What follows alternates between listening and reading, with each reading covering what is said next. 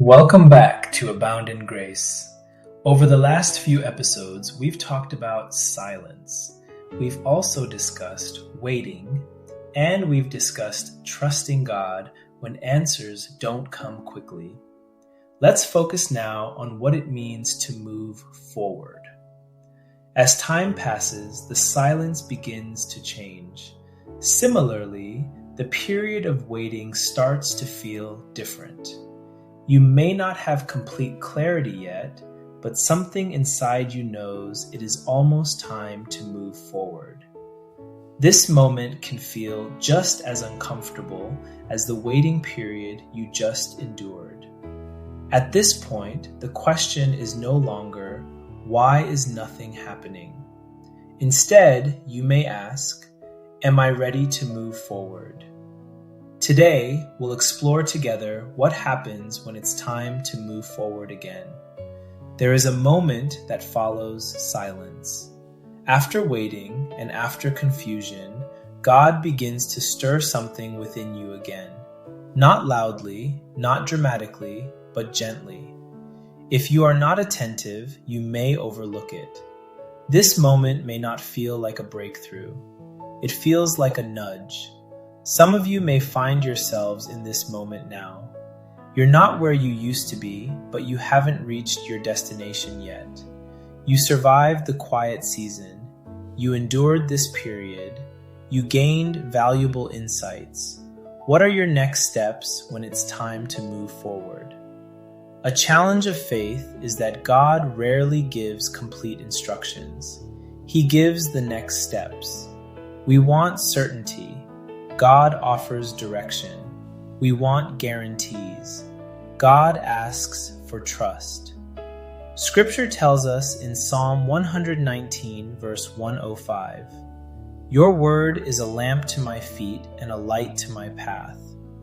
Notice what it says, a lamp to your feet.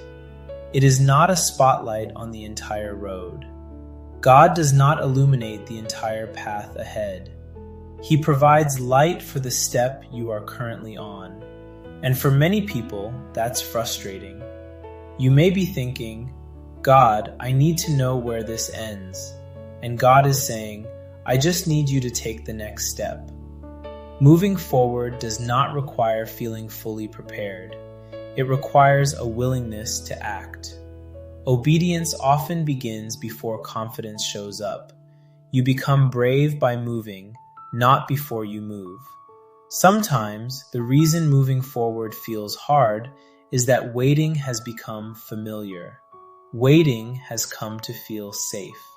Silence may feel routine, but what once protected you can eventually hold you back. There are seasons where God shelters you, and there are seasons where God stretches you. The same God who taught you to be still will now teach you to walk again. In Exodus, the Israelites were freed from Egypt, but at first they did not feel safe. They had food in Egypt. There was structure in Egypt.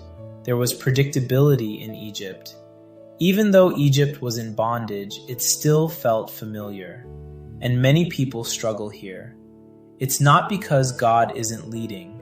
Remember, comfort is not confirmation. Growth demands letting go of comfort. Growth almost always feels unfamiliar. Consider this important point. Moving forward doesn't mean fear disappears. It means fear no longer determines your actions. Courage is not the absence of fear. Courage is obedience in spite of it. Joshua understood this. That's why God told him repeatedly, be strong and courageous. Not once, not twice. He repeated this message many times. Courage is not a one-time decision. It is a daily choice.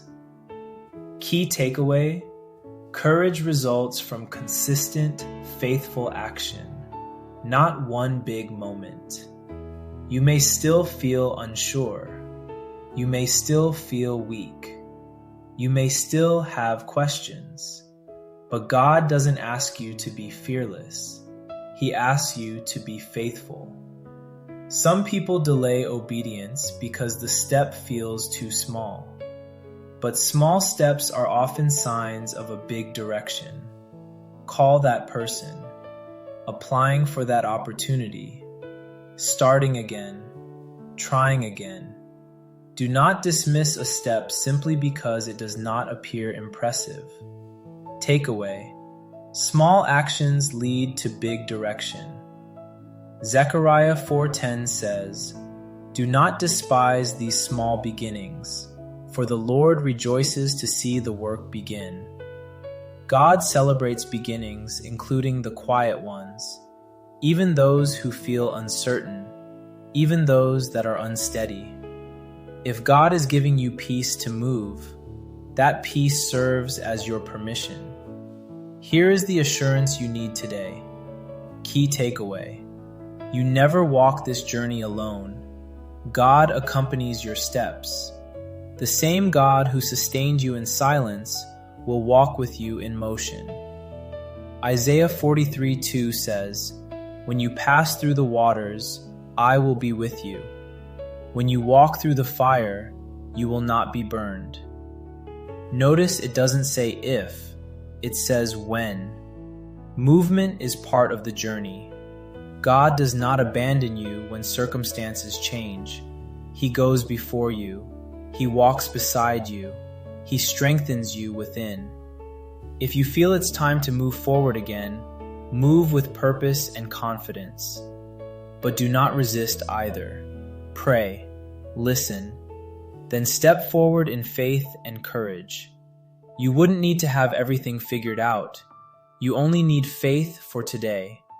And if all you can do right now is take one bold step, take it with confidence. Grace is not only there to hold you still, grace is there to carry you forward. And when you move, God moves with you. The waiting shaped you. Now boldly embrace this new journey and continue to grow. If this message resonated with you today, please remember this key takeaway. You don't need to feel fully ready to be fully led. God doesn't move you because you're confident. He moves you because He's faithful. Take the step immediately in front of you. Concentrate on your next move, not the whole journey. Stay present and avoid projecting into the future. Trust that grace will be with you then.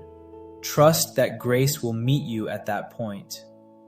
Thank you for joining me today. Please share this if it encouraged you or someone you know. This is Abound in Grace.